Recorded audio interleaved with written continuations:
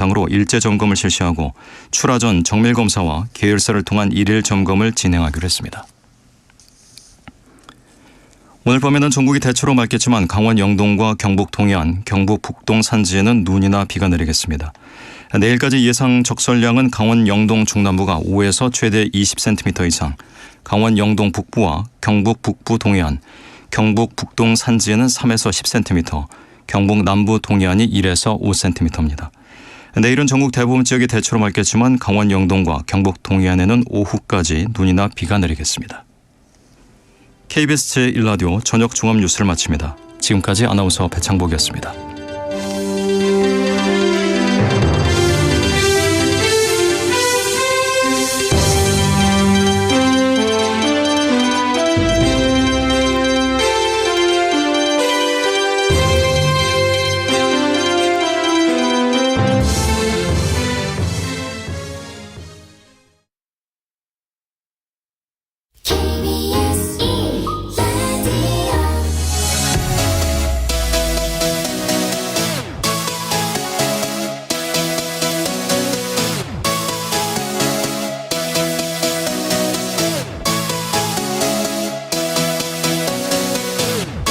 KBS 열린 토론.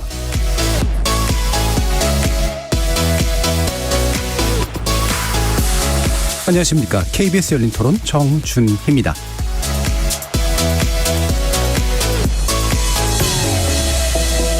오늘 KBS 열린 토론은 미디어 비평 코너 좋은 언론, 나쁜 언론, 이상한 언론으로 여러분을 만납니다. 오늘로 우크라이나 전쟁이 발발한 지 꼭 1년이 됐습니다. 예상을 깨고 전쟁이 장기화되면서 관련 보도가 다시 이어지고 있는데요.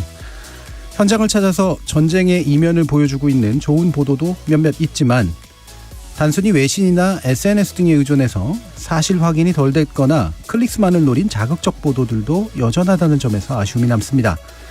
전쟁 보도에서 우리 언론이 가진 한계는 무엇인지 논객들의 눈으로 자세히 평가해 보겠습니다.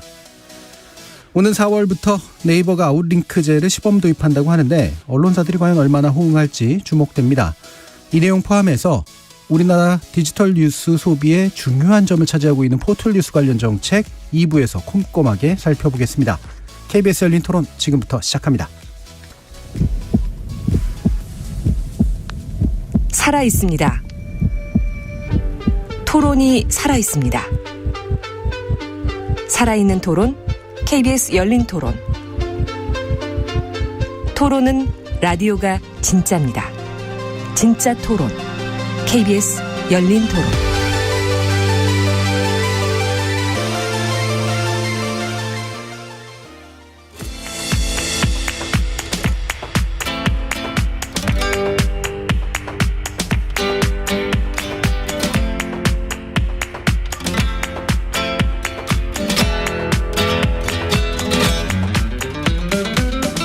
좋은 언론, 나쁜 언론, 이상한 언론?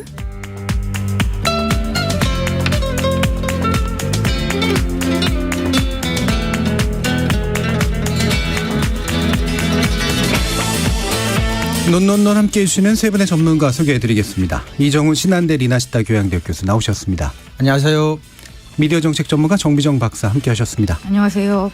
민동기 미디어 전문기자 자리해 주셨습니다. 안녕하십니까. 문자로 참여하실 분은 샵 9730으로 의견 남겨주십시오. 단문은 50원, 장문은 100원의 정보 이용료가 붙습니다. KBS 모바일 콩과 유튜브를 통해서도 무료로 참여하실 수 있습니다.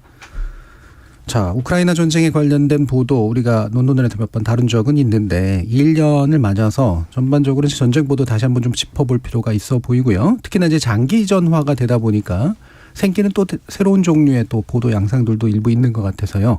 일단 먼저 나쁜 뉴스부터 한번 살펴보도록 하죠. 이정훈 교수님. 네, 제 눈에 이렇게 나쁘게 걸리는 뉴스 유형들이 한 서너 가지 정도 사실 있긴 있었는데요. 하나가 이제 좀 선정적인, 자극적인 이런 형태로 제목을 뽑아서 전쟁의 희생자나 전쟁 자체를 다루는 흐름이 하나가 있고, 하나는 이제 이거를 돈벌이랑 연결 짓는, 그러니까 사실은 전쟁이 나면 주변국들이 경제가 부흥하는, 왜냐하면 이제 전쟁의 폐허에서 나라를 이렇게 세워 이제 여러 가지 소위 말해 돈을 벌 만한 일들이 많아지긴 하겠지만 어쨌거나 그런 쪽. 또 하나는 이제 중국하고 뭐 이렇게 연결지어서 이념적으로 뭔가 조금 과도하게 이렇게 좀 해석하는 그런 보도들이 조금 있었는데요. 근데 일단 제가 오늘 가지고 온 거는 좀 자극적인 선정적인 제목을 뽑은 보도이면서도 심지어 그 제목과 관련된 내용조차도 포함이 되어 있지 않은 그래서 조금 어처구니 없이 좀 나쁜 보도의 경우인데요.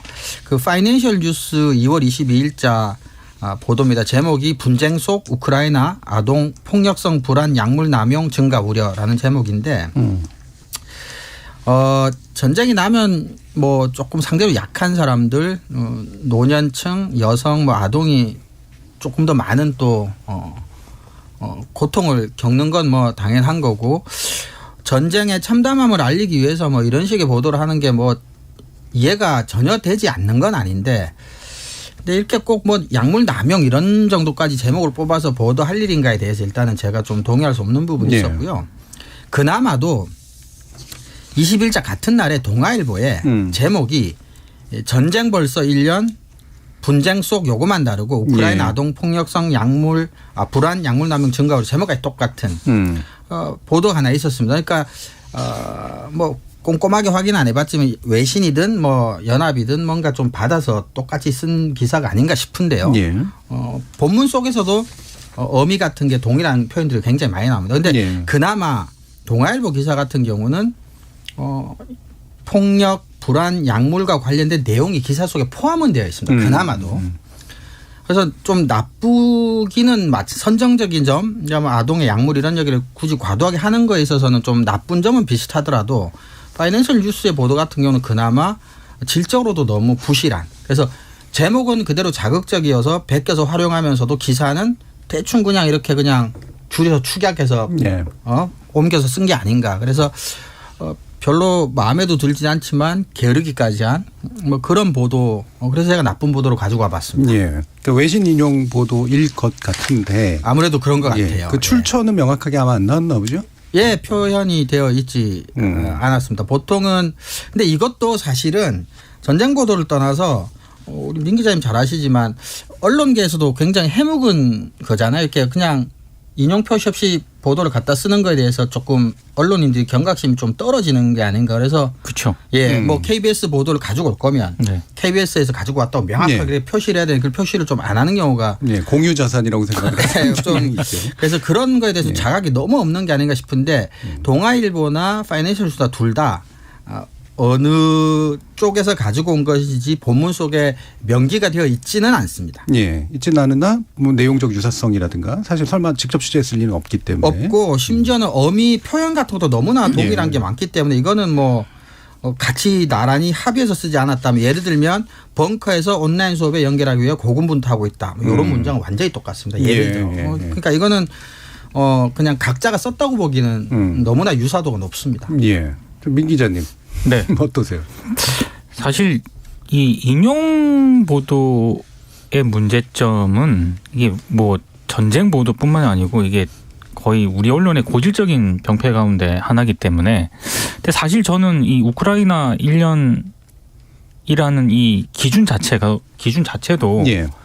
이게 지금 우리가 제대로 지금 삼고 있는 것인가에 대해서도 한 번쯤은 고민도 해볼 필요가 있다라고 생각합니다. 기준점 자체가. 그러니까 이게 저도 이제 우크라이나 1년을 보면서 정말로 언론들이 많은 보도를 했고요.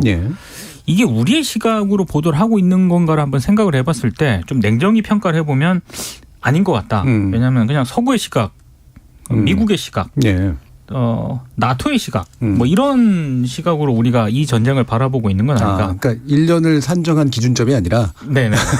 그러니까 그 우크라이나 전쟁을 바라보는 기준점. 전쟁을 바라볼 때 그 시각 자체가 상당히 그러니까 제가 봤을 때 어떤 게 맞느냐 이런 차원의 문제가 아니고요. 러시아가 우크라이나 침공했을 때 이 전쟁을 어떻게 바라볼 것인가에 대해서는 다양한 시각이 존재할 수 있다고 보거든요. 근데 우리 언론이 그런 다양한 시각을 소개 혹은 그런 시각에 대해서 좀 보도를 제대로 하려고 노력을 했는가?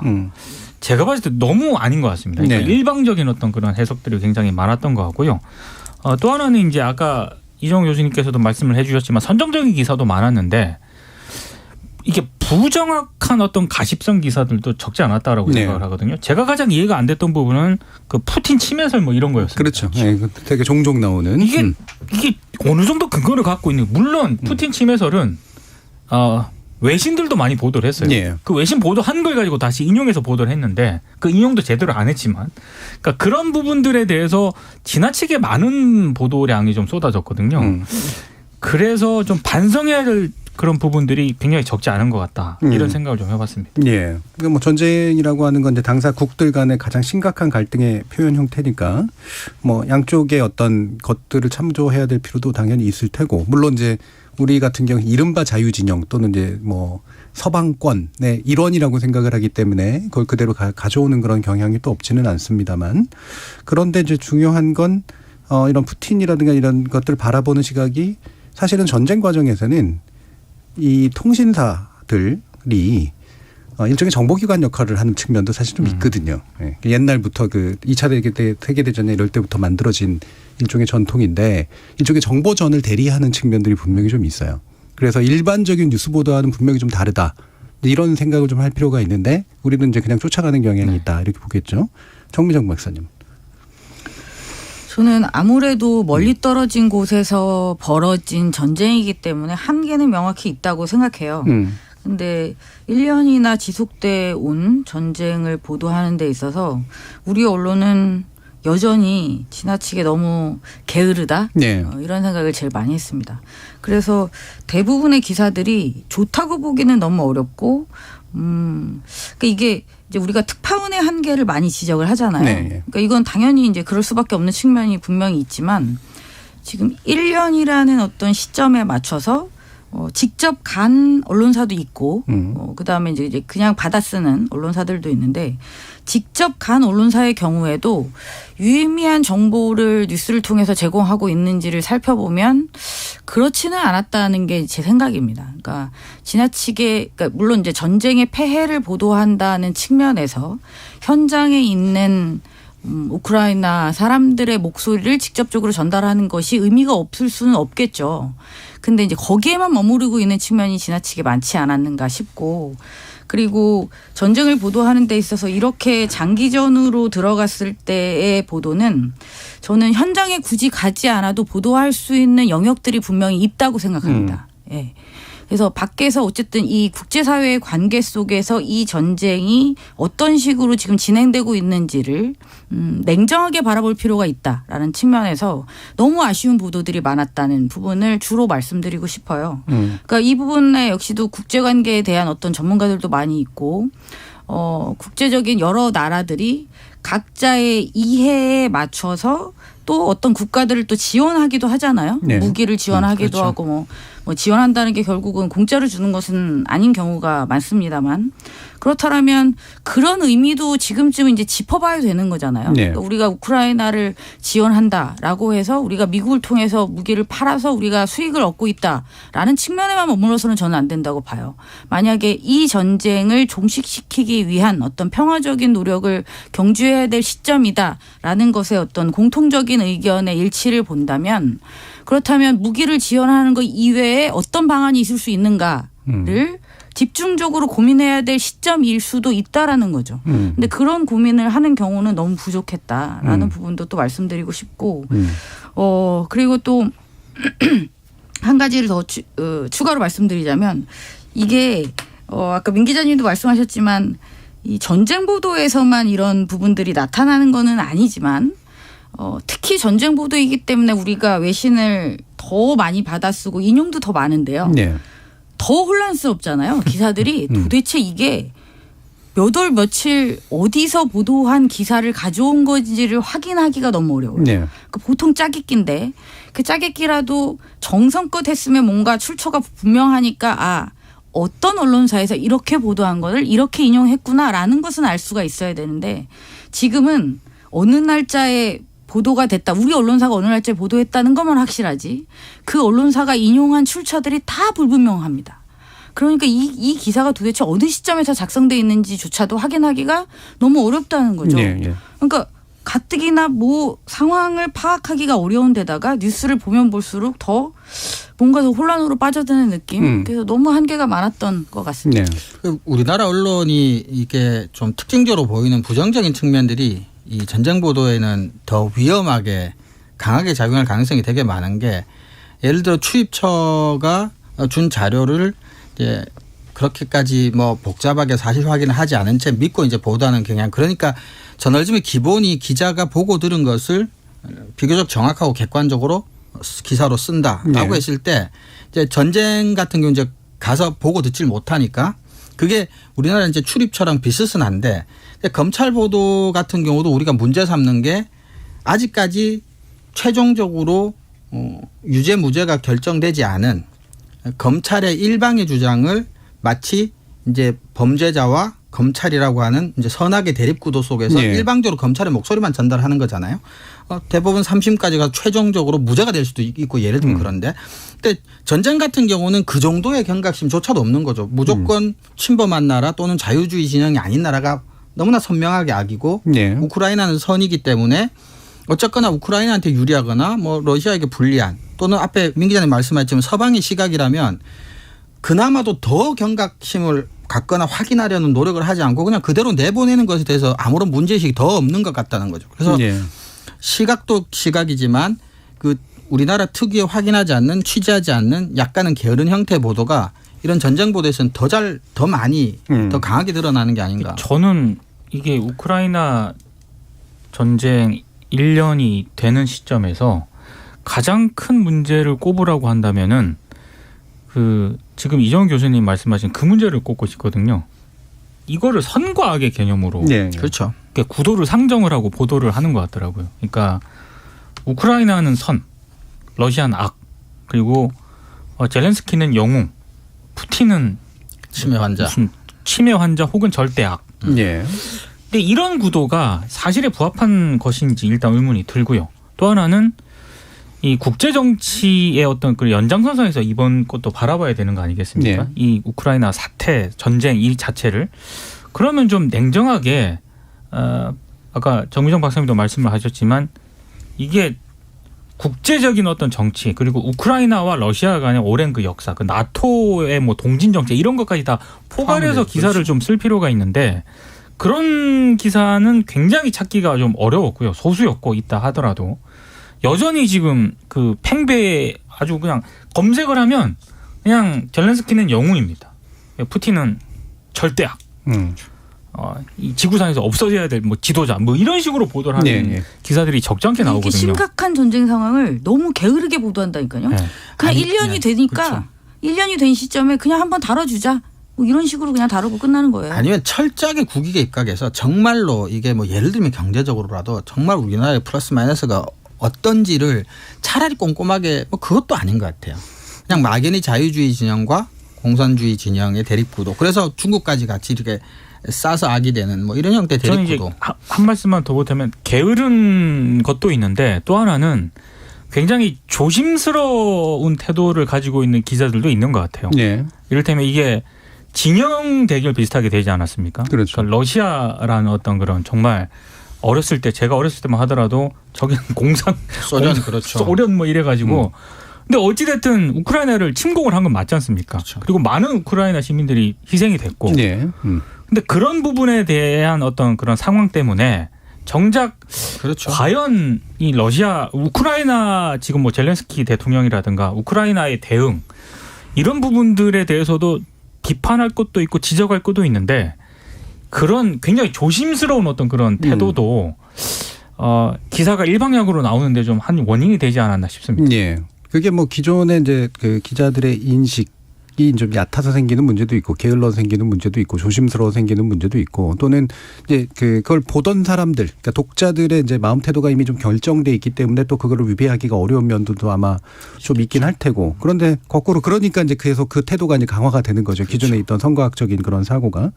근데 저희 열린 토론에서 이제 우크라이나 관련된 그 토론을 한 서너 번 이상 했는데 제가 할 때마다 이제 느끼는 게 그래도 전문가들이 나오면 되게 다양한 그 정보들도 듣고 시각도 들을 수 있어서 훨씬 좋았던 게 있거든요. 특히나 러시아가 왜 그런 생각들 하고 있는가를 이제 그 이쪽에 내재적 접근이라고 그러잖아요. 그쪽의 시각에서 이해를 해보면 말이 되는 영역들도 있고 이제 그러다 보니까. 근데 이게 그쪽에 넘어가는 거냐 이렇게 얘기할 수도 있겠지만 사실 전쟁을 끝내려면 어느 양쪽이 합의를 하든가 그렇죠. 뭔가 이렇게 이해 타협이 이루어지든가 그렇죠. 어떤 식으로든 돼야 전쟁이 끝나는 건데 성각의 구도로 생각해보면 선이 이기지 않으면 이제 전쟁이 안 끝난단 말이에요. 그렇죠. 예. 그래서 생기는 문제가 사실 더 크다라고 생각이 들어요. 그렇죠. 예. 그래서 뭔가 옵션이 되게 줄어드는 우리가 어떤 식으로 평화를 추구할 것인가에 대해서 길이 너무 좁아져 버리는 그런 일들이 좀 생기지 않나라는 생각이 좀 듭니다. 좀 자극적인 기사들로 혹시 뭐 예를 들어주실 만한 것들 혹시 있으신가요? 사실은 자극적인 어떤 기사라기보다는 이게 어찌됐든 많은 시민들, 뭐 러시아 군인들 많이 희생이 됐고요. 예. 그런 상황인데 저로서는 이런 기사가 생각보다 많이 나와서 그냥 대표적으로 하나 소개를 해드리면 이를테면 이제 군사 전문가들 있지 않습니까? 예. 이런 군사 전문가들이 기고 형식으로 이제 그 언론에 많이 기고를 하는데 이제 주간동아에 실린 기사인데 최근에 실린 기사거든요. 인터넷에. 제목만 간단하게 말씀을 드리면 전차 있는데 포탄 부족. 우크라이나 고민 해답은 한국산 대고 미리탄.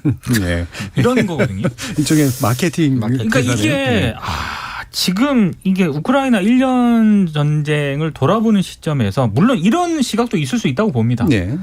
근데 저는 꼭 필요한 기사였나라는 생각이 들고 의외로 우리가 뭐 우리 무기를 뭐 굉장히 많이 지원했다든가 뭐 수출한다든가 이런 기사들이 저는 소수라고 생각을 했는데 네. 마음을 먹고 검색을 해보면 지금 엄청나게 많은 기사가 쏟아지네요. 심지어 제가 정확하게 기억나는데 뭐 몇백 조 시장 열린다 뭐 이런 것도 있었어요. 뭐 다시 나라를 뭐 세우려면 뭐 건설, 토목 뭐 하여튼간에 엄청난 뭐 시장은 열리긴 하겠죠. 하지만 어쨌거나 전쟁 중인데 아직. 아니 뭐 재건에 대해서 얘기하는 건 그나마라도 좀 낫죠. 그렇죠. 근데 이제 이른바 무기 장사를 너무 대놓고 이렇게 하는 건 약간 좀 민망한 일이기도 하고. 부재 아까 주간동아 그 부재가 독일 포탄보다 관통력이 우수하다 뭐 이렇게 달려 있는데 내용을 보면은 뭐 우리 무기가 그렇게 좋다 이런 내용이긴 합니다만 지금 시점에서 이 기사 꼭 필요했나라는 생각은 아직까지 계속 되고 있습니다. 저는 그 얘기 들으니까 약간 의아한 게 사실 국내 독자를 생각해서 쓴 거잖아요. 그게. 그렇죠. 예. 국내 독자한테 우리 무기의 우수성을 막 알려가지고 어떤 게 얻어지는 걸까? 그냥 애국심 정도일까? 그러니까 밀리터리에 대해서 관심 있는 그런 분들이 의외로 많거든요. 흔히 말하는 일종의 이제 밀떡이라고 하는데 아마 그런 분들을 겨냥해서 쓴 기사 같은데 저는 지금 시점에서는 적절하지 않았다고 생각을 합니다. 그럼 또 혹시 뭐 다른 자극적인 기사나 또는 뭐 SNS 인용 보도 이런 것들도 되게 많아서요. 아무래도 뭐 취재원들이 부족하니까 생기는 문제일 텐데. 사실 그 SNS 인용 보도는 너무 많아가지고요. 기사를 읽으면서도 나중에 이제 SNS 인용했다 그러면은 왠지 낚였다는 생각도 들고. 그렇죠. 그러니까 이게 아까 정미정 박사님도 언급을 해주셨지만 주로 외신을 많이 인용을 하거든요. 그러니까 지금 1년이 되는 시점에서 기자들, KBS도 이제 기자들 현재 보내고 이러는데 그 전까지만 하더라도 주로 외신 인용이었습니다. 그러다 보니까 이게 외신을 정확하게 인용을 한 건지 실제로 이 외신에서 이렇게 보도를 한 건지 이게 확인이 안 되는 거예요. 확인이 안 되니까. 그래서 지금 말씀을 드리기도 애매하고 아무튼 굉장히 혼란스러운 그런 보도였던 것 같아요. 예. 뭐 전쟁 중이면 뭐 현지 아마 되게 유혹이 될 것 같아요. 그러니까 취재할 것도 별로 없는데 SNS로 뿌려진 그것도 현지에서 만약에 나온 말 그대로 직관한 그런 식의 영상이 있거나 사진이 있거나 보도가 있거나 보도가 한다 어떤 증언이 있거나 이제 그러면 그거를 따다 쓰고 싶은 그런 유혹은 분명히 있긴 할 것 같은요. 그래서 우크라이나가 도청했던 거를 소스로 해서 또 러시아 군인들이 통화를 했던 내용을 그대로 쓰는 기사들도 되게 많았잖아요. 보면 그런 기사들을 보면 참 처참하구나. 굉장히 끔찍한 전쟁의 상황을 어느 정도 느낄 수 있는 것은 뭐 부인하기는 어려울 것 같습니다만 지금 그게 과연 이 전쟁의 상황에서 어떤 정보를 담고 있다고 생각해서 그런 보도들을 계속 보내고 있는지 저는 정말 기가 막혔습니다. 그러니까 정말 날 것 그대로의 대화들이 그냥 나오잖아요. 뭐 약을 어떻게 먹었다, 내가 민간인을 죽였다, 뭐 내가 미친 것 같다, 뭐 이런 표현들이 그냥 그대로 많이 나옵니다. 그리고 그런 기사가 굉장히 많아요. 그리고 이거를 물론 언론사들은 생생하게 전달한다고 생각하고 썼겠죠. 근데 이게 그들이 팩트라고 기자나 언론사에서 그걸 팩트라고 인정하고 쓴다고 해서 면죄부가 주어진다고 생각하지는 않거든요. 그러니까 예전에도 전쟁 초기에 CCTV를 그대로 우리나라 메이저 언론사가 이제 중계를 하면서 또 문제가 됐었잖아요. 그러니까 전쟁의 참상을 전달한다라는 것의 의미를 저는 지금 언론들이 많이 오해하고 있다는 생각이 듭니다. 예, 네. 그렇죠. 이를테면 아동학대의 참상을 전달하기 위해서 아이를 때리는 장면을 보여주는 이유는 없는 거잖아요. 네. 예. 뭐 예를 들면은 성폭행이라든가 이런 것도 역시 마찬가지인 거고. 그러니까 전쟁의 참상을 정확하게 전달하는 게 어떤 것일까 이런 건 사실은 글의 스타일이나 기준이나 이런 게 이제 사실 굉장히 중요한데 우리는 보통 기준 그러면 뭐 억압하는 거로 받아들이니까. 근데 효과적으로 전달하기 위해서 사실 써야 되는 부분들이잖아요. 그런 기준들에 대한 뭐 훈련 요즘 거의 없는 것 같은데. 없죠. 그래서 만약에 기자분들이 바쁘거나 번거로워서 정확하게 어디서 가지고 온 소스인지를 밝히지 않는다면 관심 있거나 확인해 보고 싶은 시청자나 독자들이라도 확인할 수 있게 좀 달아줬으면 좋겠어요. 그리고 그거는 사실은 학자만 뭐 인용이 뭐 중요하고 뭐 기자가 인용이 중요한 그건 아니거든요, 사실은. 네. 기본적인 거기 때문에 그런 것들은 좀 정립할 필요가 확실히 있을 것 같아요. 그러면 본 사람이라도 좀 확인해 볼 수 있잖아요. 그러니까 제가 이제 이번에 논논논 준비하면서 이런저런 기사들 자료들을 찾다가 그 우리 언론이 외신을 인용해서 보도한 그런 이른바 그 정보들, 전쟁 상황과 정보들이 실제로 어느 정도 객관적인 사실에 부합하는가라는 네. 어떤 그런 또 의문을 가질 만한 그런 자료들도 있더라고요. 이를테면 우리는 지금 우크라이나가 의외로 굉장히 전쟁에서 이른바 선전을 하고 있고 네.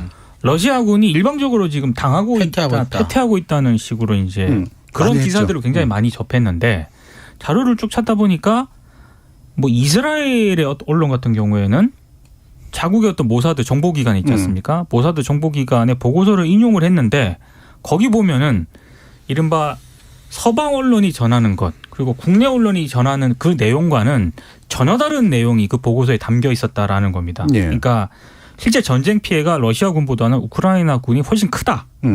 이런 내용들이 담겨 있었다는 거예요. 물론 이거는 이제 모사드의 보고서기 때문에 그게 어느 정도로 또 이렇게 사실에 부합하는지는 네. 그 이제 판단의 영역이긴 합니다만 어찌됐든 우리가 일방적으로 지금 접하고 있는 내용과는 다른 어떤 그런 보고서라든가 다른 어떤 정보도 분명히 존재한다. 네. 근데 의외로 이런 정보들은 우리 언론에 거의 소개가 안 되거든요. 네. 그런 어떤 정보의 불균형도 상당히 심각한 문제라고 생각합니다. 왠지 모사드라 그러니까 믿을 만한 것 같은 그런 느낌이 듭니다. 네. 근데 그게 확실히 이제 잘못된 혼란스러운 보도다라고 하는 건 우리가 확인할 수 있는 게요. 다 틀렸어요, 예상이 지금까지. 그렇죠. 예, 초기에 러시아가 분명히 며칠 안에 이길 것이다. 네. 이거부터 시작해가지고 좀 있으면 금방 끝난다. 그다음에 또 그 다음에부터는 사실 또 우크라이나가 엄청 잘한다. 그렇죠. 다 밀어낼 네, 거다. 다 밀어냈다. 근데 전개되는 양상은 전혀 그렇지가 않잖아요. 네. 네. 확실히 혼란스러운 정보들 위주로만 진행이 됐는데 자 이상한 보도 한번 넘어가 볼까요? 정무정 박사님. 네, 뭐 이상한 보도는 늘상 그렇듯이 나쁘죠. 예, 나쁜 보도인데요. 그러니까 기사의 내용이 하나하나 구절구절 너무너무 이상하다고 보기는 좀 힘들지만 저는 이 기사를 보고 굉장히 기분이 안 좋았어요. 되게 불쾌감을 주더라고요. 그래서 일단은 가져와 봤습니다. 아까도 뭐 비슷한 왜 무기 팔아서 우리가 돈을 번다라고 했을 때 되게 의아하다고 말씀하셨잖아요. 정 교수님이. 네. 도대체 이게 뭘 원하고 이런 걸 썼을까. 그러니까 그런 의미예요. 이것도. 기사 제목을 제가 아주경제 기사입니다. 2월 24일 기사이고 제목은 러우 전쟁 1년 유럽 빵 공장 닫히자 한국 국민 지갑 멘탈 털렸다. 이게 무슨 이런 물가 올랐다는 정말 얘기인가요? 여기 욕설이 나올 뻔했습니다만 예. 이런 말을 이렇게 제목에다 달고 할까요? 내용은 뭐 그냥 뭐 제목으로 짐작할 수 있는 내용들입니다. 예. 이제 전쟁 이후에 곡물 가격, 뭐 그다음에 뭐 가스, 뭐 이런 요금들이 많이 올라서 뭐 힘들다라는 내용을 담고 있는데요. 그러면 이제 100번 양보해서 그런 내용을 다룰 수 있다 손치더라도 어떻게 제목을 그 전쟁 때문에 대한민국의 국민의 지갑과 멘탈이 털렸다는 표현을 쓸 수 있는지 저는 도저히 이해가 가지 않아요. 네. 참 이렇게 모욕적인 표현은 이걸 읽는 모두가 모욕적일 것 같아요. 이거는 전쟁의 당사자들도 그렇고 우리나라 국민도 그렇고 이게 도대체 무슨 의도를 가지고 뭐 어쩌라고 이런 기사를 쓴 걸까요? 이정훈 교수님이 뽑아오신 나쁜 보도보다 저는 그래요. 개인적으로 네. 이 보도가 더 나쁘다고 그렇죠. 생각하는데. 그러면 이정훈 교수님이 한 건 이상한 보도로 하고 이걸 나쁜 보도로 할까요? 네. 동의하십니까? 그럼 그렇게. 네. 근데 이게 빵 공장이라는 말이 우리가 예전에 흔히 쓰던 이제 우크라이나가 유럽의 곡창이다 이 말인 거죠. 네, 그 얘기. 빵 공장이란 말조차도 좀 되게 그렇죠. 상당히 잘못된 그렇죠. 말이네요. 잘못된 말이죠. 그러니까 이게 이것만 딱 보면은 유럽에서 빵 수출하나 우리나라에 뭐 이런 생각도 들고. 그러니까요. 네, 털렸다 특히 이제 멘탈 털렸다 이런 표현은 상당히 좀 문제가 있는 그런 표현이네요. 근데 제가 갖고 온 것도 그렇고 뭐 이 보도도 더 그렇다고 볼 수도 있지만, 그러니까 그 어쨌거나 전쟁을 치르고 있는 나라의 국민들에 대한 기본적인 공감 능력조차도 의심스러운 거라고 저는 보거든요. 사실. 네. 네, 이 정도면 뭐. 그러면서 사실 기사 내용에 이래요. 이달 17일 기준 전국 식용유 평균 가격이 1년 전부터 얼마가 올랐고 밀가루, 라면, 두부는 얼마가 올랐고 심지어 뭐 취청 오이 가격이 뭐 어떻게 올랐고 딸기가 어떻게 올랐고 청양고추가 3배 가까이 가격이 넓대. 이게 도대체 무슨 연관이 연관이 굳이 있긴 있죠. 이제 있긴 따지자면. 있겠죠. 예, 예. 있긴 있는데 그것 때문에만 다 오른 건 아닐 수도 있는데 지금 오해 청양고추 소지가 가격이 있죠. 오른 게 우크라이나 빵 공장이 문을 닫았기 때문이라는 이런 논리 전개가 어떻게 가능한지. 사실 정명 박사님이 꼽아오신 이상한 보도 저걸 보면서 야 이런 거를 보도할 바에는 차라리 그 외신에서 제가 봤을 때는 야 지금 전쟁 상황에 또 다른 측면을 보여주는 뭐 그런 유의미한 보도들도 저는 적지 않게 보도가 됐다라고 생각하거든요. 근데 네. 그런 거는 또 보도를 안 해요. 그러니까 BBC가 그 포브스 있지 않습니까? 예, 그 포브스. 인용을 해서 예. 이제 보도한 내용인데 사실은 저는 그걸 보면서 과연 젤렌스키가 이 자유주의 진영의 영웅이 맞나라는 네. 근본적인 회의적인 시각이 들었던 가장 대표적인 어떤 이 보도라고 생각을 하는데 그 1년 동안 젤렌스키 대통령의 재산이 1조 700억 늘었다라고 합니다. 네, 그 재산 그게 젤렌스키뿐만이 아니라 고위 그렇죠. 관료들이 다 그렇더라고요. 국방장관, 외교장관 다 늘었거든요. 8천억, 9천억씩. 근데 과연 어떻게 해서 이렇게 재산이 늘어나게 됐는가? 네. 이런 부분들에 대해서도 한 번쯤은 고민을 해봐야 되는 것이고 그렇다면 이 전쟁이 과연 누구를 위한 전쟁인가? 이 부분까지도 한 번은 우리 언론들이 용감하게 한번 문제 제기를 할 수 있는 사안이라고 보는데 거의 없더라고요. 네. 예. 그게 물론 사실 확인 크로스 체크를 제가 해보지는 못했지만 그것과 연관해서 또 나온 보도들 외국 보도들을 보면 이렇게 서방이 지원해준 무기를 네. 빼서 이제 팔아먹거나 이제 이런 경우들을 적발한 케이스라든가 이런 것들도 그렇죠. 있었죠. 나오더라고요. 네. 네. 그러니까 그렇지 않고서는 이제 재산이 이렇게 불려질 리가 없는 이게 나라의 재산은 다 털리고 있는 상태인데 말 그대로 그렇죠. 털리고 있는 그렇죠. 상태인데 네. 그것도 1년이라는 기간 그 짧은 그렇죠. 기간 안에 네. 전쟁 중에 네. 자 그럼 좋은 보도 한번 또 짚어볼까요? 좋은 보도는 사실은 좀 고민을 좀 많이 했었는데요. 일단 전쟁이라든가 이런 그 보도를 할 때 대부분의 언론들이 아까 이제 여러 문제점을 지금까지 저희들이 지적을 하긴 했습니다만 대부분 이렇게 거시적인 얘기를 많이 합니다. 네. 네, 굉장히 큰 얘기들을 많이 하고. 근데 저는 전쟁이 발생했을 때 언론들이 해야 될 역할 중에 가장 큰 역할 가운데 하나가 그 전쟁으로 인해서 피해를 보는 시민들 있지 않습니까? 그렇죠. 그 시민들이 진짜 일상이 어떤가 이런 부분들을 잘 소개를 해주는 것도 굉장히 좋은 거라고 생각을 하는데 그런 예. 측면에서 봤을 때는 제 눈에 이제 띄었던 거는 KBS에서 시사기획 창이라는 그런 프로그램이 있는데요. 1월 31일 날 이제 방송이 됐었는데 수도 키우에 이제 제작진이 직접 가서 정말 우크라이나 시민들의 일상을 좀 담담하게 좀 보도를 했습니다. 그러니까 그 카메라에 담았는데 의외로 그 수도 키우에 도착을 했을 때는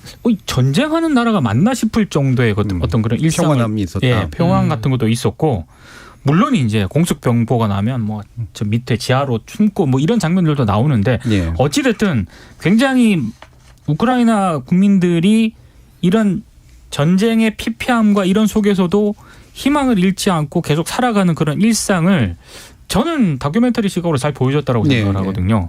그러니까 항상 기사로만 무슨 뭐 누가 죽었다, 어디에 했다, 뭐 어디가 미사일 공격을 받았다 이런 것만 우리가 굉장히 익숙해 있는데 그 속에서 사람들이 일상을 여전히 유지하고 있다는 것.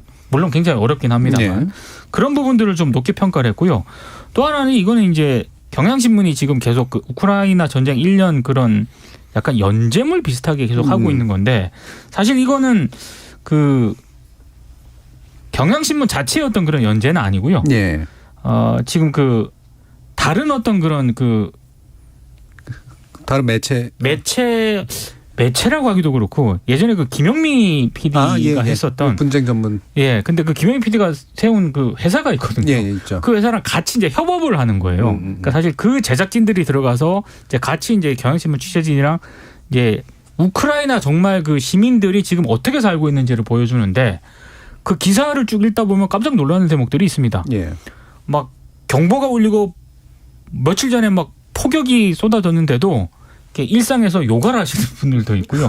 그러니까 그런 것들이 있거든요. 그렇죠. 그러니까 생각했던 만큼 우크라이나 시민들이 그렇게 절망에 있지 않다. 이런 걸 또 확인할 수 있고 물론 굉장히 더 고통스러워하시는 분들도 있습니다. 네. 특히 뭐 가족을 잃거나 이러신 분들은 그런데 다양한 어떤 그런 우크라이나 상황에 대해서 좀 접할 수 있다는 점에서 정말로 우리가 필요했던 그런 보도가 아닌가 싶어서 제가 좋은 보도를 좀 꼽아봤습니다. 예. 그러면 제가 짧게만 다시 질문을 하면 일상을 보여주는 것이 가지는 미덕이 뭐라고 생각하세요? 사실은 이게 그러니까 전쟁이라고 하는 것에 대해서 사람들이 가지는 가장 큰 그 편견 같은 것 중에 하나가 그냥 전쟁만 보도가 되지 않습니까? 그렇죠. 늘상 포탄이 터지고 늘상 총알이 그렇죠. 오고 갈 것 같은. 네. 근데 그게 아닐 수도 있다라고 하는 거를 저는 이 시사기획 창에서도 봤고 예. 경향신문 연재 기사에서도 봤거든요. 그리고 그런 일상을 보면서 제가 이제 가장 절실하게 느꼈던 거는 이분들한테 정말 필요한 건 이 전쟁이 발발하기 전 그 평온한 일상 네. 그런 것들이 정말 필요하다는 생각을 보면서 생각을 하게 되더라고요. 그러니까 맨날 뭐 러시아군이 어땠다, 우크라이나군이 어땠다, 젤렌스키 대통령 나와가지고 막 계속 이런 것들도 필요하지만 정말 우리가 알아야 되는 거는 지금 우크라이나 시민들이 어떤 상황에 정확하게 처해 있다라는 거를 정확하게 알려줄 필요가 있지 않나 예. 이런 생각이 좀 들었습니다. 예. 저는 예전에 그 세계사 배울 때 100년 전쟁 그러면 진짜 화들짝 놀고 어떻게 100년 동안 전쟁을 하지? 예. 근데 물론 그때 전쟁과 지금의 전쟁은 다르긴 하지만 실제로 전투가 붙는 곳과 그 후방과는 사실 굉장히 좀 분위기가 다르고 그럴 수밖에 없고 당연히 그래야 그렇죠. 뭔가 농산물도 생산되고 뭐가 생산이 돼가지고 전방에 공급도 되고 이러는 거기 때문에 누군가는 일상을 살아내야 되는 그런 문제들이 또 있는 거죠. 그래서 일상을 회복해야 될 필요성에 대한 가치를 어떤 면에서는 더 많이 알려주는 그런 측면들이 좀 있는 것 같네요. 혹시 뭐 이정훈 교수님이나 정문정 박사님. 저는 지금 이 지속되고 있는 전쟁을 두고 국제 정세 속에서 우리나라의 국익을 우선시해서 여러 가지 전략적인 사고를 하는 것도 물론 중요하지만 평화로운 어떤 평화로운 결론으로 가기 위한 적극적인 노력을 경주하는 것 또한 중요하다고 생각하거든요. 그래서 그 부분에 대한 논의가 이루어졌으면 좋겠고 그래서 덧붙여서 또 말씀을 드리자면 사실 이 전쟁이 벌어지고 난 다음에 우리는 세계가 정말 아주 우리가 생각했던 것보다 훨씬 더 밀접하게 연결되어 있다라는 것을 많이 느꼈잖아요. 네. 아까 제가 소개드린 이상하고 매우 나쁜 청양고추까지 이어지는. 결국은 뭐 아주 작은 진실은 담고 있으니까요. 결국은 어디 그 먼 곳에서 전쟁이 벌어져도 우리에게도 어떤 식으로든 타격이 오고 영향을 미친다라는 거를 저는 전 세계가 다 깨달았다고 봅니다. 그렇다면 우리가 감당해야 될 몫도 분명히 있다라는 것이고 전쟁에서 항상 약자가 피해를 보기 때문에 러시아든 우크라이나든 지금 굉장히 많은 난민들이 생겨나고 있습니다. 네. 그래서 800만 명이 생겼다. 인접한 국가에서 또 이제 그걸 받고 있는 얘기도 있었는데 최근에 우리나라에서 이제 보도됐던 것 중에 이제 러시아 난민 문제가 있었잖아요. 이제 공항에 갇혀서 그러니까 강제 징집을 피해서 한국으로 온 러시아인들 일부가 공항에서 계속 살고 있었다. 뭐 빨래는 어디서 하고 뭐 뭘 먹고 지냈다라는 보도가 있었는데 저는 이 보도들이 꽤 많이 되긴 했는데 굉장히 단신 위주로 짧게만 보도가 됐어요. 그러니까 저는 이참에 이 난민 문제에 대해서는 우리도 사회적인 논의를 좀 더 적극적으로 할 필요가 있다는 생각이 듭니다. 네. 특히 이 러시아에서 징집을 피해서 온 이 건에 대해서는 일단 판결이 이제 그렇게 났어요. 그러니까 난민으로서의 그 심사를 아예 받지 못한다. 그러니까 난민 심사 신청 대상이 안 된다라고 신청 자격이 법무부가 없다. 판단을 했었어요. 왜냐하면 이유는 단순한 병역 기피가 난민 신청과 연결될 수 없다라고 한 건데 이제 그 반대 논리는 이 전쟁이라는 어떤 거대한 살육 행위를 거부한 것은 난민 신청의 이유로 받아들여질 수 있지 않느냐라는 논리가 있었고 네, 일종의 양심적 병역 거부 같은. 네, 그런 식이었죠. 그래서 지금 일부 이제 난민 심사를 받을 수 있게 또 이제 판결이 나기도 했습니다. 근데 이렇게만 다룰 것이냐라는 문제인 거죠. 그러니까 이게 충분히 구체적으로 다뤄지지 않다 보니까 댓글을 보면 러시아 놈은 나쁜 놈인데 왜 받아주냐 이런 식의 또 꽤 많아요. 네. 그다음에 또 난민에 대한 어떤 또 부정적인 시각 이런 것들도 되게 많고 하지만 그렇게 단순하지 않다는 걸 우리는 요 내용만 봐도 알 수 있잖아요. 네, 네. 러시아에서 강제 징집을 그렇죠. 피해서 결국 난민 신청을 했는데 우리나라 그걸 받아들이지 않고 이걸 받아들이면 난민들이 쏟아질 것이다. 네. 또 이런 대응도 또 되게 많고. 그래서 저는 이참에 전 세계가 이런 식으로 엮여 있고 우리가 어떤 평화적인 노력을 경주해야 된다라는 것을 인지함과 동시에 이런 식으로 우리가 책임질 수 있는 어떤 부분들이 있다라면 그것도 공론화할 필요가 있다. 그리고 특히 이번에 이 이슈로 촉발된 어떤 난민과 관련된 논의를 적극적으로 좀 진행했으면 좋겠다라는 생각입니다. 네, 알겠습니다. 지금 유튜브에서 언노운 님이 우크라이나에 비해서 관심을 못 받고 있는 미얀마에도 관심 좀 많이 가져주시기 바랍니다라는 이야기 해주셨고요. 정스텐 님이 저희가 얘기한 내용인데 젤렌스키 재산 증식 관련 이야기 정말 믿고 싶지 않습니다. 아니기 바랍니다라는 약간 충격 먹으신 듯한 반응 같은 것도 좀 있었습니다. 자, 이 부분도 물론 더 확인될 필요가 있는 그런 식의 얘기긴 하지만 숫자는 아마 맞는 것으로 알고 있습니다. 자, KBS 열린 토론 논논논 일부 함께 진행해 봤는데요. 잠시 쉬는 시간 가지고 이어지는 2부에서 포털 뉴스 관련된 이야기 갖도록 하겠습니다. 여러분은 KBS 열린 토론과 함께하고 계십니다.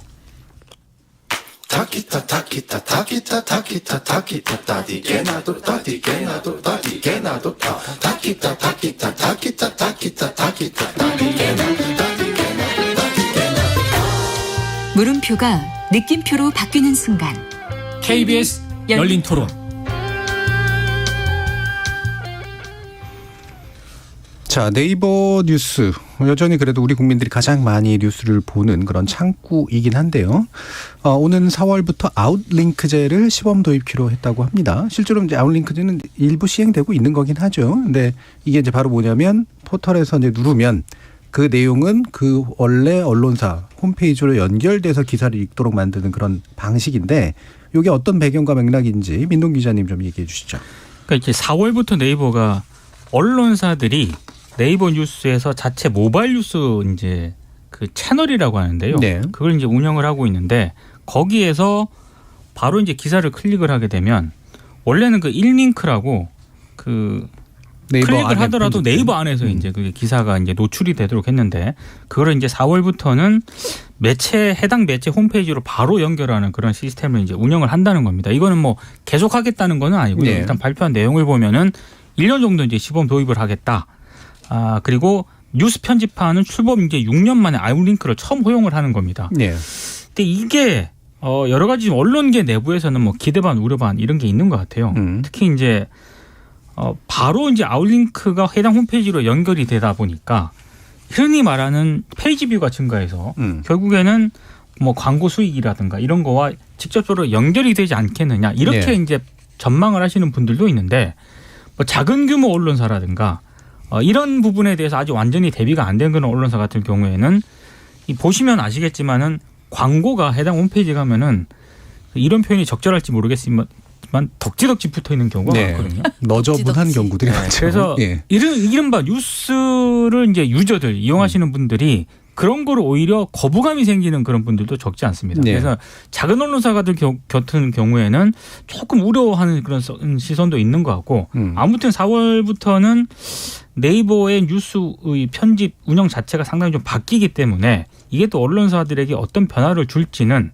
상당히 좀 주목이 되는 그런 상황입니다. 예. 일단 그 원하면 할 수 있다는 거. 그렇죠. 원하면 그리고 할 수 있고 지원도 해주겠다. 그리고 1년인데 한 번 신청 일단 했으면 6개월은 무조건 유지를 해야 되고 6개월 후에 다시 인링크로 돌아오고 싶으면 돌아올 수 있고 돌아왔으면 또 6개월 동안은 인링크를 해야만 하는 그렇게 지금은 시범 운영하는 것으로. 대신에 이제 그 아웃링크를 채택을 한다면 지금 네이버와 그 컨텐츠 제휴를 계약을 맺고 있지 않습니까? 그 뉴스를 제공하는 대가로 네이버로부터 받는 어떤 여러 가지 수익 쉐어가 있죠. 그 수익을 포기해야 되거든요. 그러니까 고민이 많을 거예요. 그렇죠. 그러니까 이게 사실은 여러 역사가 있잖아요. 예전에는 홈페이지 자체로 운영하고 싶어 했고 언론사가 그러다 네이버가 이제 주도가 넘어가니까 어쩔 수 없이 콘텐츠 제휴를 맺었는데 그럼에도 불구하고 자기네 홈페이지로 자꾸 트래픽을 유입하고 싶어 해서 아웃링크 해달라고 얘기를 했었다가 차라리 네이버랑 같이 하는 게 훨씬 더 광고를 이렇게 광고비를 같이 나눠 먹는데 도움이 되기 때문에 아까 소규모 언론사 같은 얘기도 해주셨지만 그냥 그 안에 남는 게 차라리 낫겠다라고 전략적으로 판단하는 시점까지 왔었는데 지금 왜 이런 것들이 도입되는지 이미 다음원 같은 경우는 도입하기도 했었고요. 예, 그 한번 정미정 박사님께서 얘기해 주실까요? 글쎄요. 저는 일단 잘 이해가 안 가는 게 있습니다.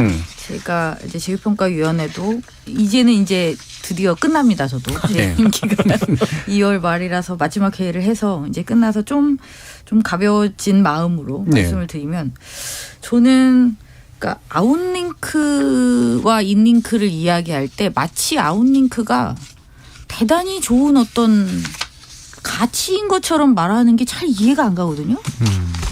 그거 왜 그렇게 다들 그게 좋은 것처럼 다들 그러진 않죠.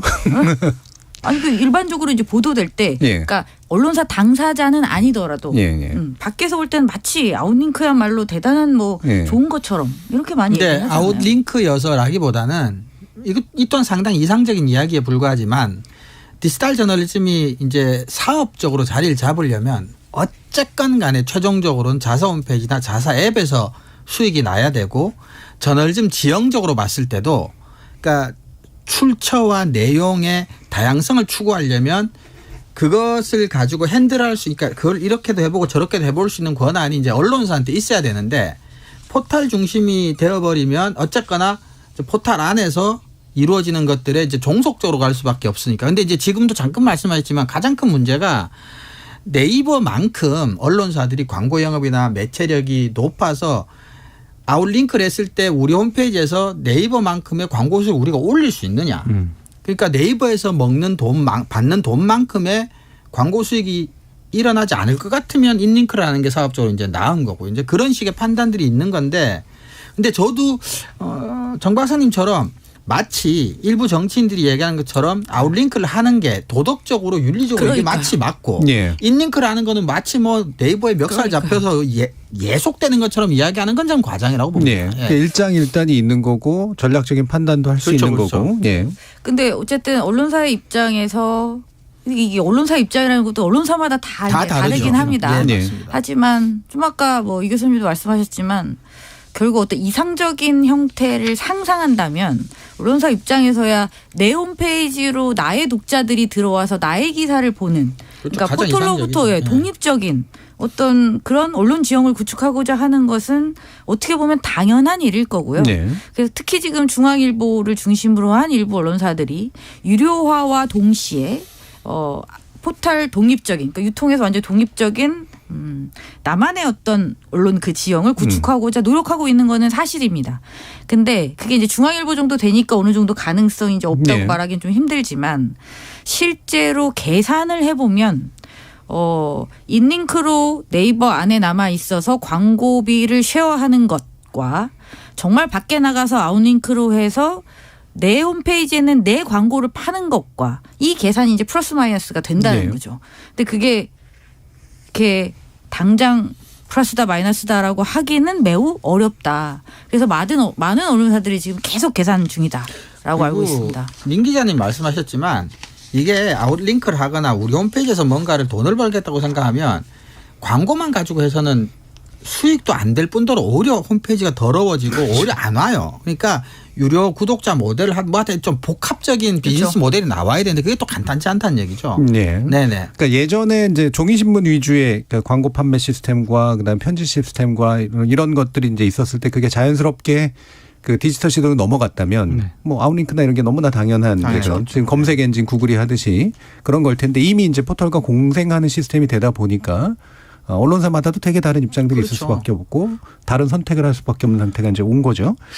자, 그럼 이거하고 함께 좀 이 부분도 얘기했으면 좋겠는데요. 4월부터 기자 연재물 조회수를 수익에 반영하겠다라고 이제 밝혔습니다. 기자 연재물이 도대체 뭔지 그리고 이게 어떤 정책적 의미를 갖는 건지에 대해서도 한번 구체적으로 짚어봐야 될 것 같아요. 정민정 박사님 먼저 좀 얘기해 주실까요? 그러니까 이거는 일종의 뭐라고 했 특혜 아니 뭐 인센티브 인센티브 개념이라고 보시면 좋을 것 같은데요. 네. 그리고 일종의 실험이기 때문에 뭐 딱히 뭐라고 평가하기는 약간 좀 어렵지만 그래도 저는 긍정적인 측면은 있다고 보고 있습니다. 네. 그러니까 네이버가 굿팩터라고 이제 수익 배분에 인센티브를 주는 요소라고 할 수 있는데요. 거기에 기자 페이지 구독자 수와 연재물 구독 지표를 추가해서 반영하도록 그렇게 결정을 했다고 합니다. 그래서 이제 기자마다 기자 페이지가 이제 따로 있고, 그러니까 그 기자 페이지만 구독할 수 있는 이런 시스템이 있는 거죠. 근데 그렇게 해서 구독자 수가 늘어날 때 뭔가 인센티브를 줄 수 있다.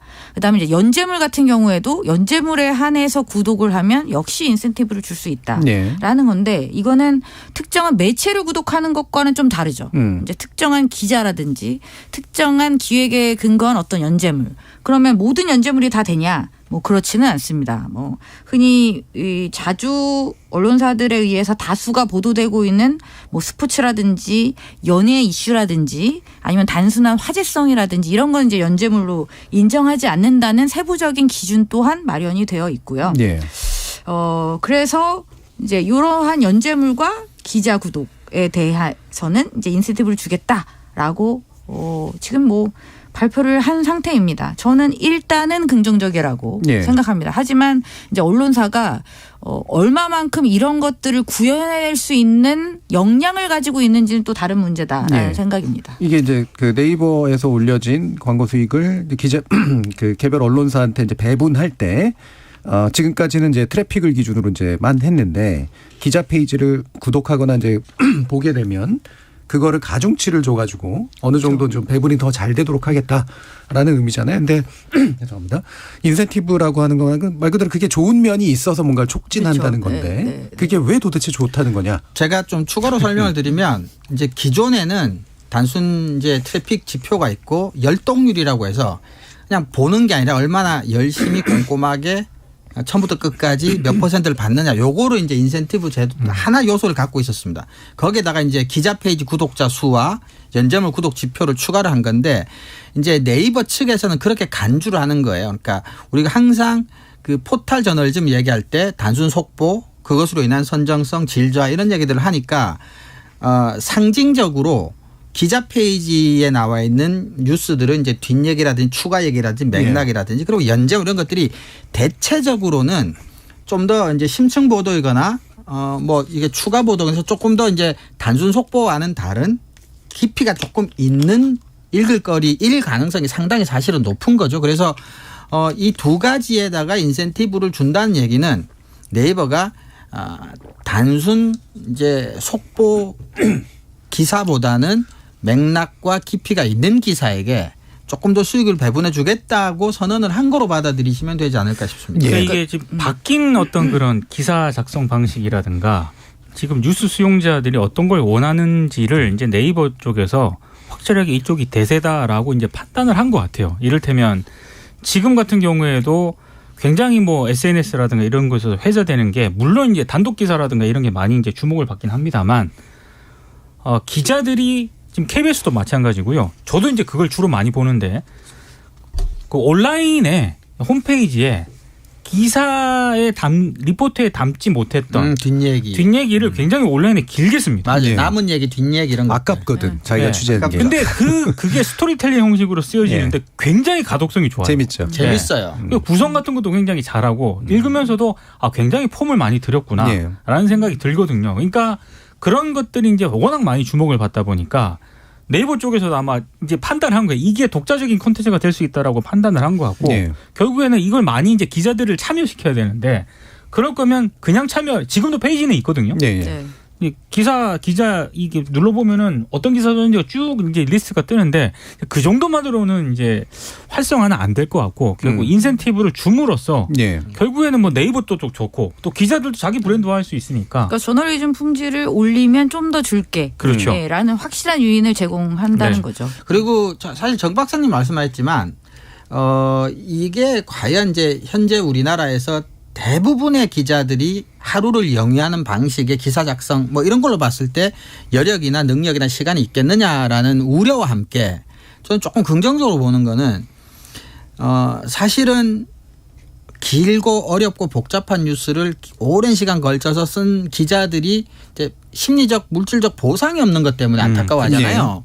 근데 이렇게 분명히 추가 수익이 있으면 소속된 언론사에서도 아마 성과가 있는 기자들을 당연히 할 거고 그러면은 이제 기자들이 자기만의 스토리텔링 방식이나 문체나 표현법 이런 것들을 좀 갈고 닦을 수 있는 하나의 뭐 자극제는 될 수 있잖아. 그래서 조금 더 다양한 기자들만의 자기 브랜드, 자기의 이야기 방식 이런 것들을 좀 찾게 만든 쪽까지 연결된다면 저는 굉장히 긍정적이라고 생각합니다. 그러니까 기자 수 몇 명 없이 보도자를 그냥 그대로 올려버리는 그런 언론사들이 이제 사실상 그 배분을 훨씬 더 적게 받게 만드는 데는 분명한 도움이 되는 것 같고 그리고 말씀처럼 스타일을 가지고 있는 기자들이 좋은 컨텐츠를 양적으로 생산하도록 만드는데 유인이 되는 것도 좋은데 이런 문제는 있을 수도 있을 것 같아요. 이를테면은 그런 걸 쓸 수 있는 보직이나 어떤 출입처나 이런 상태에 있는 기자와 그렇지 못한 기자들도 있겠죠. 예를 들면 맨날 아침에 가가지고 타작 역할을 해야 되는 그런 일들을 해야 되는 기자들도 있을 거 아니에요. 근데 그러면은 이제 언론사마다 이제 성과 평가를 하거나 업무 평가를 하게 될 때 그거를 만약에 언론사에서 반영하려고 하게 된다 그러면 불만도 굉장히 나올 수도 있을 것 같거든요. 그래서 처음에 말씀하셨지만 전반적으로는 우려되는 게 맞는데요. 근데 네이버가 그걸 발표하면서 같이 발표한 것에 우리가 조금 더 주목해 볼 필요가 있는 게 그동안 이제 속보 남용을 막기 위해서 이제 속보 트래픽에 제한을 두겠다는 것까지 같이 발표를 했어요.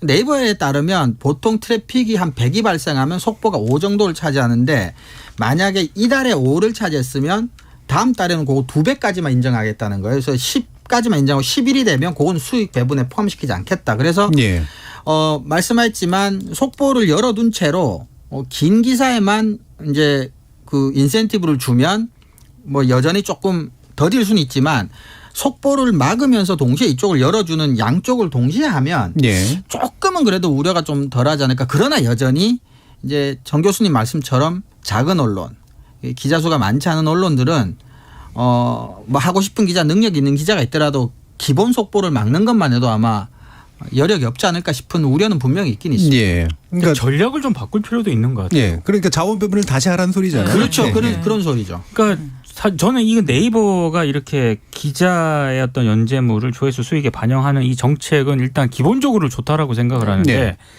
이거를 만약에 언론사에서 이 조회수라든가 여기에 나오는 성적을 만약에 평가 기준으로 삼는다. 그거는 문제가 상당히 심각하다고 봅니다.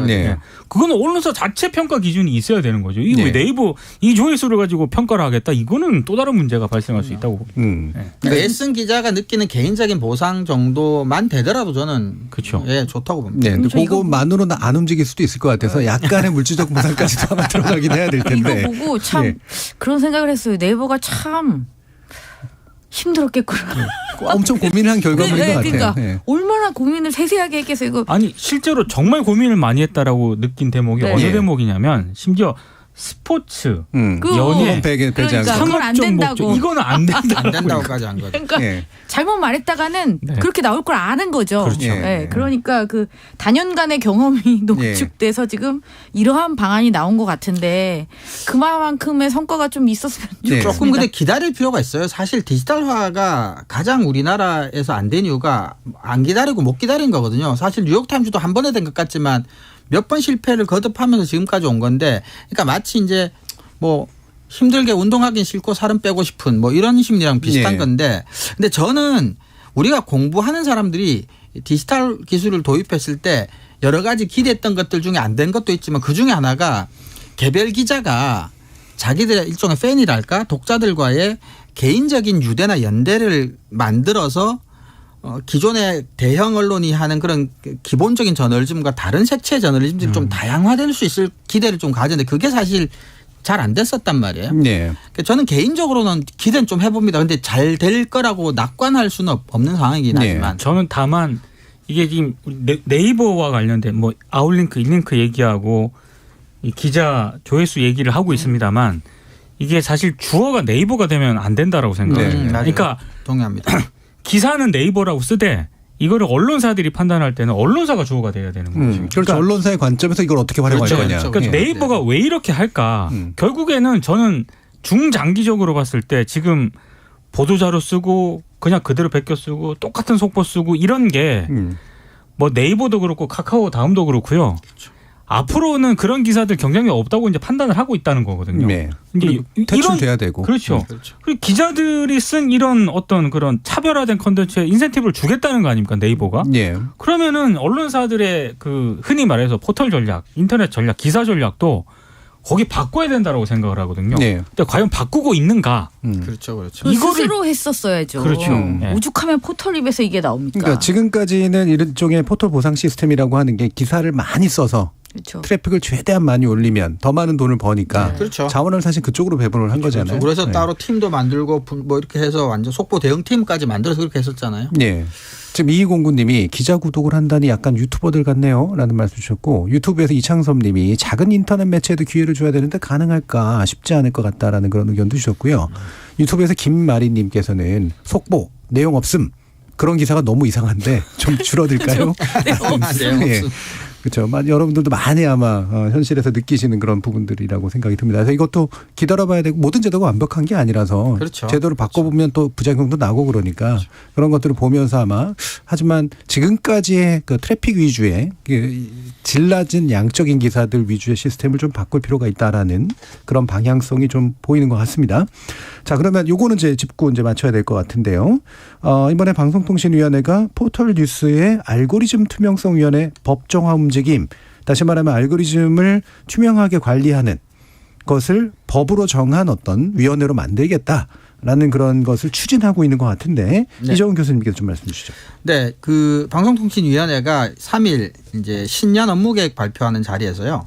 포털 뉴스랑 동영상 추천 알고리즘을 좀 투명화할 필요가 있다. 특히 정치권 일부 시민들도 이제 요구가 많이 있어 왔었죠. 네. 그래서 기사 배열하고 노출하는 기준을 도대체 뭘로 하느냐를 검증하는 알고리즘 투명성 위원회라고 하는 것을 이제 법적 기구로 설치하는 방안을 검토하고 추진하겠다라고 밝혔는데 이러기 위해서는 일단 정보통신망법 개정안을 마련을 해야 되는 게 있고요.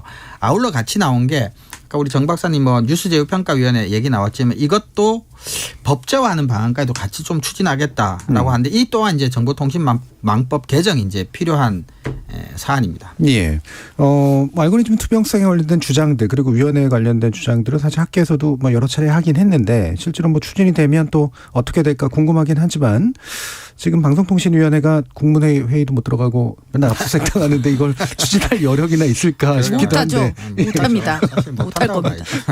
지금 같아서. 민덕기 기자님. 저도 이거 현실성 일단 지금 방통위 상황을 놓고 요거는 쉽지 않을 거라고 생각을 하고요.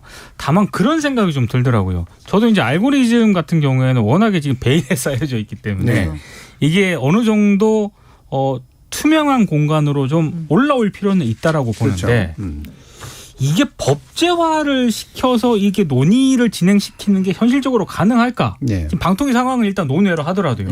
그런 생각이 좀 들거든요. 이걸 어떻게 해서 법제화를 시키고 어떤 식으로 이게 알고리즘을 이렇게 완전히 다 공개하라는 소리인가? 이거는 제가 봤을 때 불가능하거든요. 그렇죠. 사실은 이게 알고리즘이 투명하게 만들겠다는 거잖아요. 그렇죠. 그러니까 사실 이게 문제가 알고리즘이 마치 중립적이고 투명하지 않은데 이것도 어차피 초기 값을 사람이 어떻게 설정하느냐에 따라서 이게 컴퓨터 학습하는 방식이 달라지고 결과물이 달라지는데 근데 이게 만약에 이렇게 법적 기구가 되고 그러면 정부 기관에서 이걸 하면 그게 사실 예를 들면 네이버가 하던 것을 정부가 하는 것밖에 안 되는 셈이잖아요. 그렇죠. 그러니까 국가에서 한다고 투명해지느냐 문제인 거거든요. 사실은 알고리즘은 문제가 된 게 뭐냐면 네이버라고 하는 하나의 시장 안에서 하나의 알고리즘 논리 가지고 모든 뉴스가 배열이 되니까 문제가 되는 거예요. 그러니까 결과적으로는 각 언론마다 각 홈페이지마다 자기 언론이 갖고 있는 논조나 편집 방향 가지고 자기들만의 알고리즘 돌리면 그런 식으로 사실 해결이 돼야 되는 거거든요. 그러니까 네. 포탈 그대로 둔 채 국가가 그럼 우리가 뭐 투명하게 해볼게. 저는 이거는 바람직하다. 근데 오해의 여지가 있어서 말씀을 드리면 투명성위원회가 알고리즘을 정하는 위원회는 아니니까. 그렇죠. 근데 알고리즘이 이제 불투명하게 작동하는 부분이 있다면 그걸 들여다보고 가능한 한 알릴 수 있는 건 알리고 개선할 수 있는 건 개선하자라는 부분까지는 의도겠죠. 물론 선한 그렇죠. 의도는 그런 쪽에 있는 거고. 근데 이제 흔히 이쪽에서 많이 얘기하는 게 이 기술적인 것들을 기업 비밀에 해당하는 것들까지 얼마만큼 공개해서 투명성이라는 게 기밀 공개까지 돼버리면 또 안 되는 거기 때문에 그리고 그걸 또 악용하는 공개됐을 때 악용하는 그런 사람들도 있을 테고 어떻게 할 거냐. 기준을 또 정해야 되니까 예. 그 기준을 누가 정할 거냐 뭐 이런 문제도 있고요. 네. 저는 알고리즘 투명성위원회나 제휴평가위원회도 마찬가지로 이것이 정부 주도로 법률을 제정하고 정부 주도로 추천을 해서 위원회를 꾸리는 것에 저는 반대합니다. 네. 네. 그것은 결코 바람직한 방향이 아니라고 생각하고 그것을 반대하는 이유는 물론 이렇게까지 논의가 진행될 수밖에 없었던 문제의식은 저도 어느 정도는 공감을 예, 하죠. 그렇죠. 그리고 많은 청취자들께서도 그 부분에 대한 문제의식을 가지고 있을 거라고 생각합니다. 하지만 그 해결 방식이라는 것이 정부 주도적으로 풀어서는 저는 안 되는 영역이 있다고 보고 특히 뉴스의 영역을 정부에게 주도권을 주는 것은 저는 바람직한 방향이 아니라고 봐요. 예. 이것을 법제화해서 만약에 위원회 등등이 구성이 된다면 이거는 결국 정부가 어떤 식으로든 개입이 가능할 수밖에 없습니다. 네. 다시 또 위원회 구성을 문제 삼는다던가 추천권을 가지고 다시 여야가 싸운다던가 어떤 방식으로 논의가 진행될지는 불보듯 뻔합니다. 우리가 이미 지금 방통위 사태를 통해서 목도하고 있기도 하고요. 네. 그러니까 그런 식의 저는 위원회 구성 법제화 이런 방향으로 풀 수 있는 문제가 아니다라고 네. 생각하고 있습니다. 저도 재평이 법제화하면은 저도 무조건 최악은 그거예요. 여 몇 명, 야 몇 명, 대통령 몇 명, 뭐 네. 국회의장 몇 명 이렇게 되면 뭐 최악이라고 봅니다. 기존에 이제 물론 법정위원회 중에는 뭐 저도 참여했던 위원회들이 있었는데 여야 추천 없는 경우들도 물론 꽤 많아요. 예, 전문가의 리스트들을 만들어서 각계에서 뭐 누구하고 무슨 분야의 전문가를 한다. 하지만 사실상 그게 이제 방통위 구조가 상임위 구조가 이제 애초에 여야 그렇죠. 구조이기 때문에 반영될 수 서로 합의한다면 결국 여야 추천이 될 가능성이 상당히 좀 높은 그런 조금 부분들도 다른 있죠. 얘기긴 합니다만 이른바 방통위 사태 때문에 예. 어떤 위원회를 만들어서 거기 참여하려고 하는 예. 전문가들이나 그렇죠. 학계가 과연 몇 명이나 네, 될까? 저는 안 갑니다. 저도 요즘은 그런 않겠지만 그런 생각이 좀 들더라고요. 저는 예. 안갈 겁니다.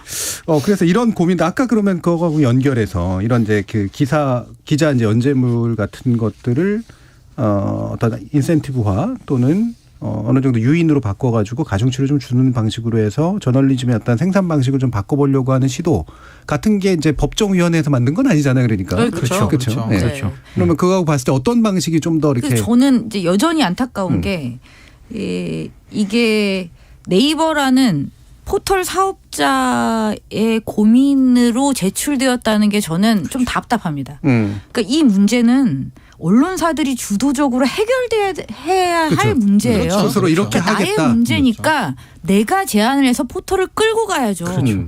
어떻게 이걸 포털이 제안하게 만듭니까? 그러니까 저는 이 방안에 대한 노고를 인정하고 이 방향의 긍정성도 인정하지만 이런 식으로 포털이 주도적으로 끌고 가선 역시 안 된다고 생각합니다. 예. 그러니까 이를테면 이런 거죠. 이제 언론사가 우리가 포털 구조 안에 묶여 있다 보니 탐사 보도라든가 좋은 긴 기사라든가 이런 것들을 트래픽을 외로 못 올려 생기는 문제가 많으니 우리는 그걸 더 많이 생산할 테니까 그것을 더 많은 인센티브를 주는 방식으로 라고 요구를 했었어요. 네이버가 알고리즘도 만들고 네. 배분 방식도 바꿔주쇼. 그러면 네이버 거기에 타당한 것 같아. 그렇죠. 그러면 이제 정책을 바꾸는 이제 그런 방식으로 가는 게 옳다. 왜냐하면 포털 사업자는 그것에 반대해야 할 이유가 없거든요. 굳이 없죠. 그렇죠. 사실 언론사들이 만들어서 그렇게 네. 저널리즘제를 좋게 하겠다는데 하겠다는데. 반대할 이유가 없습니다. 다시 한번 말씀드리면 주어가 네이버가 돼서는 안 됩니다. 그럼. 예. 예. 그래서 어느 쪽이든 주어가 포털 사업자가 되거나 국가가 되진 않고 네. 그렇죠. 저널리즘을 생산하는 맞습니다. 주체들이 제안해서 또 거기엔 또 구독자들이나 뭐 독자들도 빠지면 안 되겠죠. 이용자들의 의견이 또 반영이 돼서 정책화되면 좋겠다라는 생각이 드네요.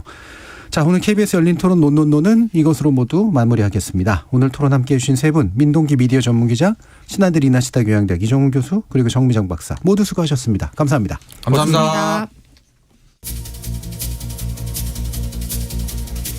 부끄러운 이야기긴 하지만 언론이란 게 본래 불행을 먹고 사는 그런 측면이 있습니다. 죽음이나 갈등, 분쟁을 다루는 부정적인 뉴스가 더 많은 주목을 이끌기 때문이죠. 다만 남의 불행을 이용하는 것에만 그치지 않으려면 그런 불행이 야기하는 인권적인 문제라든가 평화를 회복하기 위한 노력 같은 걸로 분명히 보완돼야 하지 않을까요? 참여해주신 시민 농객 여러분 정말 감사합니다. 저는 다음 주 월요일 저녁 7시 20분에 다시 찾아뵙겠습니다. 지금까지 KBS 열린 토론 정준이었습니다.